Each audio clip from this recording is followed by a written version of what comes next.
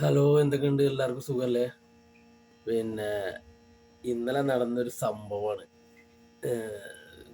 കേൾക്കാൻ കോമഡി ആണെങ്കിലും ഞാൻ അനുഭവിച്ചത് ടെൻഷൻ എന്ന് പറഞ്ഞാലേ ഇപ്പോഴും ആ കയ്യും കാലും വറക്കൽ ഇപ്പോഴും നിന്നിട്ടില്ല. സംഭവം എന്താ വെച്ചാലേ, ഇവിടുത്തെ ജോലിക്കാരത്തിൻ്റെ അമ്മ മരിച്ചിട്ട്, ജോലിക്കാരത്തി കെനിയക്കാരത്തിയാണ്. അപ്പോൾ അമ്മ മരിച്ചു പറഞ്ഞിട്ട് പെട്ടെന്ന് നാട്ടിൽ പോകാൻ വേണ്ടിയിട്ട് കെഫീലിനെ വിളിച്ചു. ഇങ്ങനെ പോണ എയർപോർട്ടിൽ. അപ്പോൾ കെഫീലിൻ്റെ ഭാര്യയും ജോലിക്കാരത്തി ഞാനും അങ്ങനെ എയർപോർട്ടിൽ പോയി. എയർപോർട്ടിൽ പോയിട്ട് ഇവൾക്ക് വേറെ അറിയില്ല. അപ്പോൾ ബോർഡിംഗ് പാസ് ഒക്കെ കൊടുത്തിട്ട് വരാൻ പാർക്കിങ്ങിൽ പോയിട്ട് വണ്ടി നിർത്തിക്കോ, അപ്പോൾ ഞങ്ങളിത് കഴിഞ്ഞാൽ ബോർഡിംഗ് പാസ് എടുത്തു കഴിഞ്ഞാൽ ഞങ്ങൾ വിളിക്കാം, അപ്പം വന്നാൽ മതി എന്ന് പറഞ്ഞു. അങ്ങനെ മൂപ്പര് കാർഡ്ക്ക് 10 റിയാലൊക്കെ ഇട്ടുതന്നു. അവിടെ പാർക്കിങ്ങിൽ 6 റിയാൽ എന്തോ കൊടുക്കണം, കാർഡ് ഉണ്ടെങ്കിലേ പറ്റുള്ളൂ. അപ്പോൾ അങ്ങനെ പോയി പാർക്കിങ്ങിൽ ഞാൻ നിന്നു. ഞാൻ ആകെ ഇതിൻ്റെ മുമ്പ് ഒരു പ്രാവശ്യം പോയിട്ടുള്ളൂ അവിടെ എയർപോർട്ടിൽ, പുതിയ എയർപോർട്ടിൽ. രണ്ടാമത്തെ പ്രാവശ്യമാണ്. അത് പകലാ പോയിരുന്നത്. ഇത് രാത്രി 11:30 പോണ്. അങ്ങനെ അന്ന് പോയപ്പോൾ ഇതേപോലെ തന്നെ പാർക്കിങ്ങിൽ പോയി. അന്ന് പേര് ദുബായി പോയപ്പോൾ ഇതേമാതിരി പോയതാണ്. ഷെഫീൽ വിളിച്ചപ്പോൾ ഞാൻ പാർക്കിങ്ങിൽ നിന്ന് തിരിച്ചു പോയി. കുഴപ്പമൊന്നും ഉണ്ടായില്ല. തിരിച്ചു പോകണമെങ്കിലും ഇതേപോലെ ഇങ്ങനെ ബ്രിഡ്ജിമേ കയറി തിരിച്ചു പോരണം. കുറേ വഴികളൊക്കെ ഉണ്ട് വേറെ. അപ്പോൾ ഇതേമാതിരി കെഫീൽ വിളിച്ചു. കുറച്ച് കഴിഞ്ഞപ്പോൾ ഒരു 15-20 മിനിറ്റ് കഴിഞ്ഞപ്പോൾ വിളിച്ചു. കഴിഞ്ഞിട്ടുണ്ട് വാന്ന് പറഞ്ഞു. ഞാൻ വണ്ടി എടുത്ത് പിന്നെ അവിടുന്ന് പുറത്തിറങ്ങി ബ്രിഡ്ജിമേ കൂടി കയറി. അവിടെ എയർപോർട്ടിലെത്താൻ സമയത്ത് പോയവർക്കൊക്കെ അറിയാലോ, 2-3 വഴികളാണല്ലോ. ഒന്ന് ഡിപ്പാച്ചർ അറൈവലും പിന്നെ ഒന്ന് മെട്രോ സ്റ്റേഷനിലേക്കുള്ള വഴി.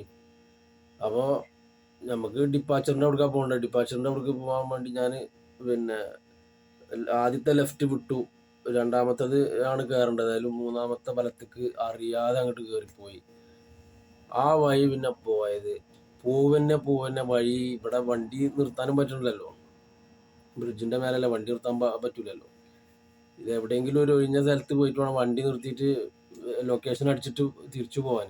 അപ്പോഴത്തിന് ഇയാൾ വിളിക്കൽ നടത്തി, ഷെഫീൽ വിളിക്കൽ നടത്തി. എവിടെ എന്താ വരാത്ത, 10 മിനിറ്റ് ആയല്ലോ. അപ്പം ഞാൻ പറഞ്ഞു ഇങ്ങനെ വഴി മാറി വലത്തെ സൈഡ് വഴിയിൽ പോകുന്നതാണ്. അപ്പോൾ ഞാൻ പിന്നെ ഒഴിഞ്ഞ സ്ഥലം എത്തിയിട്ട് ലൊക്കേഷൻ അടിച്ചിട്ട് വരാമെന്ന് പറഞ്ഞു. ആയിക്കോട്ടെ എന്ന് പറഞ്ഞു. ഞാൻ കുറേ പോയിട്ട് ഇത് ഇവിടെ വണ്ടി നിർത്താനുള്ള സ്ഥലമല്ല. ഞാൻ പിന്നെ ആ സ്ഥലത്ത് കൂടിയൊക്കെ ആദ്യമായിട്ട് പോവുകയാണ് ഞാൻ. അങ്ങനെ ഒരു ഒഴിഞ്ഞ സ്ഥലമല്ല, ഒരു മെയിൻ റോഡിലെത്തി. അപ്പോൾ അവിടെ യെല്ലോ ലൈന് കഴിഞ്ഞിട്ട് കുറച്ച് ഫ്രീ സ്ഥലം ഉണ്ടാവുമല്ലോ.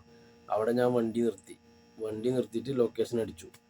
ലൊക്കേഷന് ഞാൻ എയർപോർട്ടിൽ നിന്ന് അടിച്ചാൽ, നമ്മളിപ്പോൾ ലൊക്കേഷനിൽ എന്തെങ്കിലും അടിച്ചാൽ അതിൻ്റെ ഒപ്പം ഓട്ടോ ഫില്ലായിട്ട് എന്തെങ്കിലുമൊക്കെ വരുമല്ലോ, അതിനോടനുബന്ധിച്ചുള്ള ലെറ്റേഴ്സൊക്കെ വരുമല്ലോ. അപ്പോൾ ഞാൻ എയർപോർട്ടിൽ നിന്ന് അടിച്ചു. പിന്നെ ഓക്കെ, വണ്ടി എടുത്തു. നോർമലാണല്ലോ, നമ്മൾ ലൊക്കേഷൻ അടിച്ചാൽ കറക്റ്റ് സ്ഥലത്തൊക്കെ എത്തുമല്ലോ. ഇത് വണ്ടി എടുത്ത് ഓക്കെ, റൈറ്റ് പോ ലെഫ്റ്റ് പോ അങ്ങനെ പോയി പിന്നെ ആളൊഴിഞ്ഞൊരു സ്ഥലത്ത് കൂടിയ വണ്ടി പോണത്. ആ വഴി പൂവന്നെ ആ വഴിയിൽ ഒരു വണ്ടിയും കാണാനില്ല. ഒരു വണ്ടി പോയിട്ട് മനുഷ്യന്മാരോ വണ്ടിയോ ഒരു ബിൽഡിങ്ങോ ഒന്നും കാണാനില്ല. കുറേ മരങ്ങൾ, അതിൻ്റെ ഇടയിൽ കൂടിയ വണ്ടി അങ്ങനെ പോണു. പോയി ഒരു ഇതുമില്ല എവിടേക്കത് പോണത്. എന്നാൽ കുറച്ച് മേലേക്ക് നോക്കി എയർപോർട്ട് കാണാനുണ്ട്. അങ്ങനെ പോയി ലാസ്റ്റ് ഒരു സ്ഥലത്ത് ഇങ്ങനെ എത്തിയപ്പോൾ കുറേ ലൈറ്റ് ഇങ്ങനെ കാണാനുണ്ട്. അപ്പോൾ ഒരു ചെക്ക് പോസ്റ്റും പിന്നെ കുറേ പട്ടാളക്കാർ തൂക്കിയിട്ട് ഇങ്ങനെ നിൽക്കുന്നുണ്ട്. അപ്പോൾ അവർ ഇന്ന വണ്ടി കണ്ടേക്ക് അവർ ആ ഫ്ലാഷ് ലൈറ്റ് ഇങ്ങനെ അടിച്ചു. ഇതിൽ കൂടി ശരീരത്തിൽ കൂടിയൊക്കെ ആ റെഡ് കളർ ഇങ്ങനെ, നമ്മൾ ഗൺ ഷൂട്ട് ചെയ്യുമ്പോൾ കണ്ടിട്ടില്ല നിങ്ങൾ ഫിലിമിലൊക്കെ, അതേമാതിരി ലൈറ്റ് ഇങ്ങനെ അടിച്ചു. ഞാൻ വിചാരിച്ചു കഴിഞ്ഞു നമ്മളെ കഥ.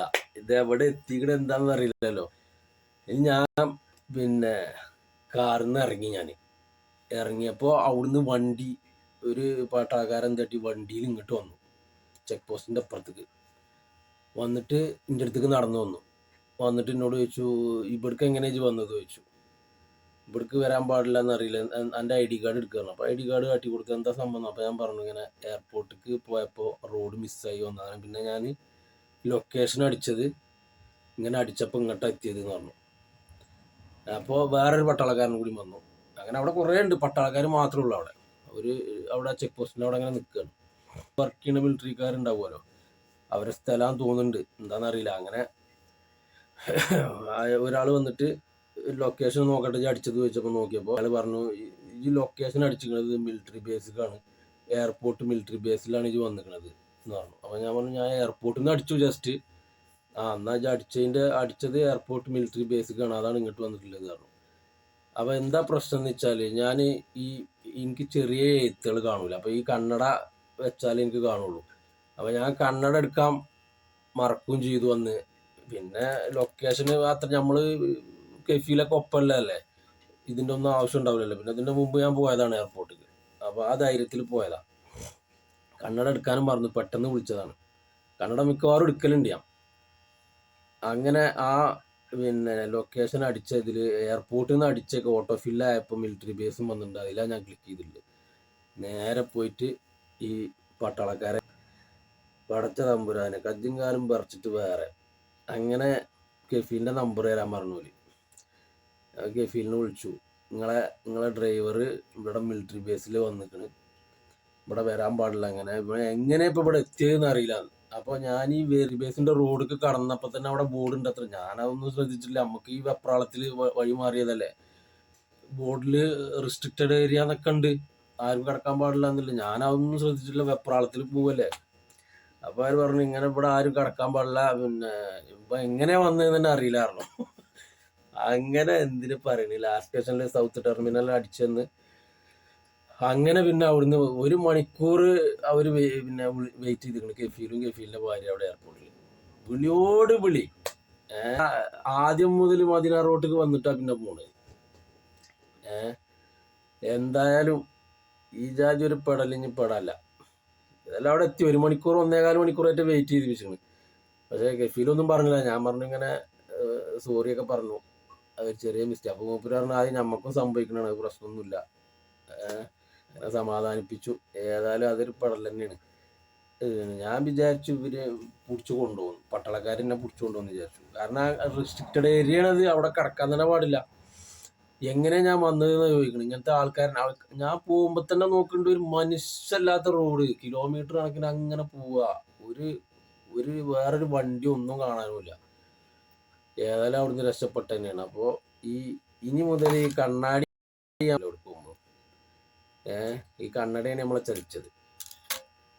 ഏതായാലും ഓക്കെ കേസ്, അടുത്ത വീഡിയോയിൽ കാണാം. ഓക്കെ.